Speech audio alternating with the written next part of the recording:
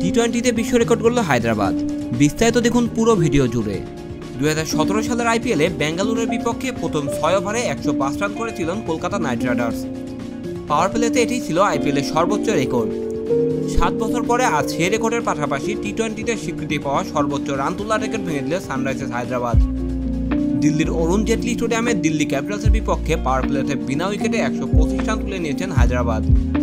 আগের রেকর্ডটি ছিল 2017 সালে 6 ওভারে 106 রানের রেকর্ড। আজকের ইনিংসের দ্বিতীয় বলে খলিল আহমেদকে ছক্কা মেরে ধ্বংসযাত্রা শুরু করেন ডেভিস হেড। ওই ওভারে আসেন মোট 19 রান। ললিত যাদবের করা দ্বিতীয় ওভারে আসে 21 রান। ওই ওভারে দুটি ছক্কা মারেন অস্ট্রেলিয়ান ওপেনার। আন্দ্রিক নোকিয়ার করা তৃতীয় ওভারে আসেন 22 রান। 22 রানই তোলেন হেড, 50ও পেরে যান তিনি। আগের ম্যাচে করা সেঞ্চুরির এই ব্যাটসম্যান 16 বলে পায় 50-এর ছোঁয়া। 50-এর ছোঁয়া পাওয়া হেড ছক্কা মেরেই পৌঁছান এই মাইল ফলকে। এরপরে ললিত যাদবের করা পরের ওভারে হেড ও অভিষেক শর্মা তোলেন আরও 21 রান। পরের ওভারে আক্রমণে এসে কুলদীপ যাদব দেন 20 রান। ওভারের শেষ বলে 106 হায়দ্রাবাদ।